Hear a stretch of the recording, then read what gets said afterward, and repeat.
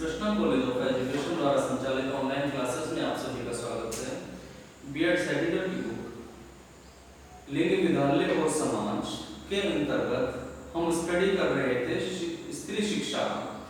स्त्री शिक्षा के साथ ही लैंगिक शिक्षा की हम बात कर रहे थे। हम वैदिक काल से होते हुए मध्यकाल तक पहुंचे और मध्यकाल से भी होते हुए 19वीं शताब्दी तक हमने किन किन आयामों को स्त्री शिक्षा के अंतर्गत छुआ। स्त्री शिक्षा की स्थिति वैदिक काल में क्या थी, उत्तर वैदिक मध्यकाल में क्या थी, फिर मध्यकाल में क्या हुई, फिर अगर हास था, अगर कुछ प्रॉब्लम थी, अगर समस्याएं थी तो उसे सुधारने के लिए क्या प्रयास किए गए ब्रिटिश के द्वारा, ब्रिटिश सरकार के द्वारा, मिशनरीज के द्वारा।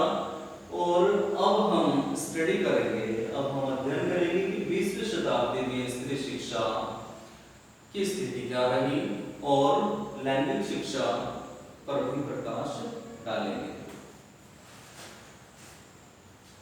हमने बात की थी अब तक कि ज्योतिबा फुले के द्वारा भी कुछ बालक बालिकाओं यानी को एजुकेशन वाले विद्यालयों की स्थापना हो चुकी थी स्टार्टिंग में। उसके बाद ईसाई मिशन जो नहीं बहुत सारे विद्यालयों की स्थापना की जा चुकी थी, जिसमें बहुत से हजारों बच्चे जो को एजुकेशन के अंतर्गत शिक्षा प्राप्त करने लगे थे।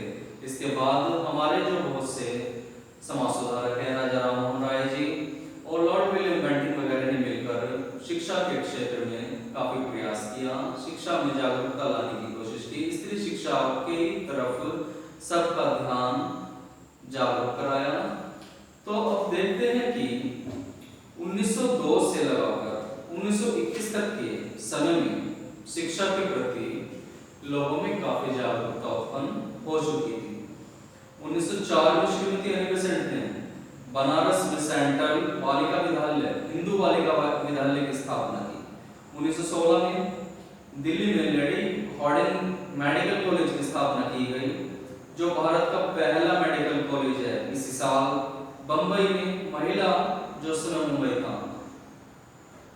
महिला महाविद्यालय की स्थापना की गई। 1917 में एनी बेसेंट की अध्यक्षता में ही भारतीय महिला संगठन इंडियन वुमेन एसोसिएशन की स्थापना भी की गई, जिसका मुख्य उद्देश्य नारी की शिक्षा को प्रोत्साहित ही करना था।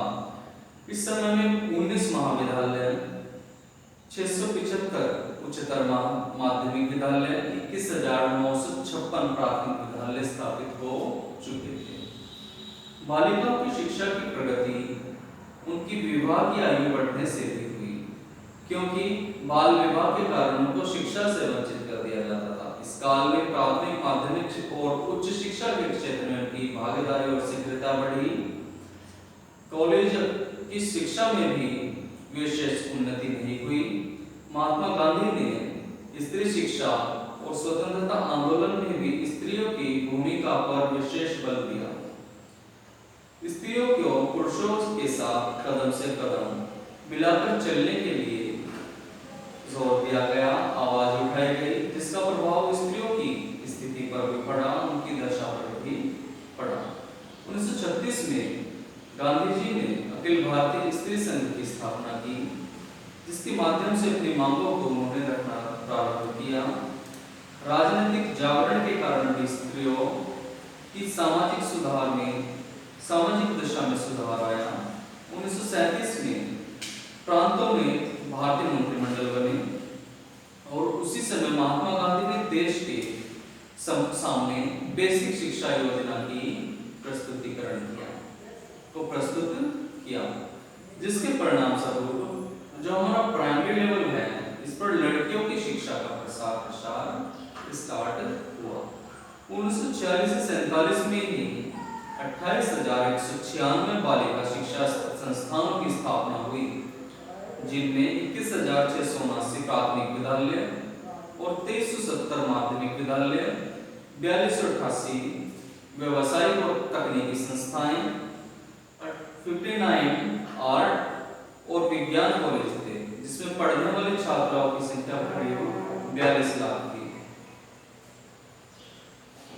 सन 1947 में 50% बालिकाएं मिश्रित विद्यालयों में शिक्षा ग्रहण कर रही थी। मिश्रित यानी को एजुकेशन, जिससे यह पता चलता है कि सहशिक्षा की प्रवृत्ति का विकास और लैंगिक भेदभाव में भी कुछ हद तक कमी है।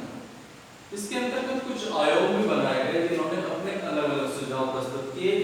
इन आयोगों के सुझाव क्या थे ये देखते हैं।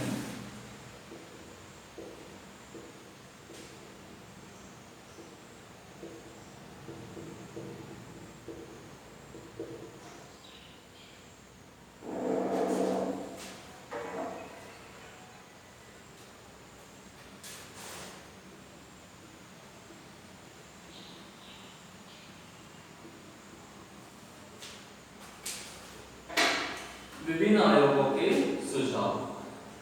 भारतीय शिक्षा में सुधार करने के लिए सबसे पहले स्वतंत्र भारत में 1948-49 में राधाकृष्णन आयोग, जो कि उच्चतर शिक्षा के सुझावों पर केंद्रित था, इसे विश्वविद्यालय शिक्षा आयोग के नाम से भी जाना गया, का गठन किया गया।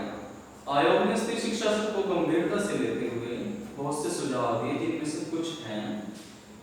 इस आयोग ने कहा कि स्त्रियों की शिक्षा में वृद्धि करने के लिए उनको शिक्षा के अधिक से अधिक मौके अवसर प्रदान किए जाने चाहिए।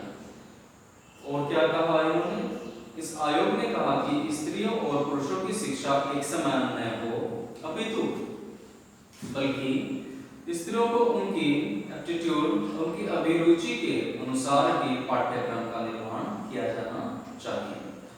बालिकाओं के लिए शैक्षिक और व्यवसायिक निर्देशन की समुचित व्यवस्था की जानी चाहिए और महिला तथा पुरुषों को समान रूप से वेतन दिया जाना चाहिए, इक्वल वेतन दिया जाना चाहिए। कॉलेज स्तर पर को एजुकेशन को भी प्रोत्साहन दिया जाना चाहिए। इस प्रकार इस समय तक देश में 100 से अधिक महिला महाविद्यालय थे। पंचवर्षीय योजनाओं के संचालन के लिए स्त्री शिक्षा में प्रगति, उनकी सामाजिक, राजनीतिक, आर्थिक उन्नति का योजनाबद्ध रूप से संपन्न किया जाने लगा और प्रथम पंचवर्षीय योजना, जो कि जिसका कार्यकाल था 1951 से 56 में, भी स्त्री शिक्षा के लिए विशेष रूप से प्रावधान किए गए। इसके अलावा भी बहुत सारे आयोग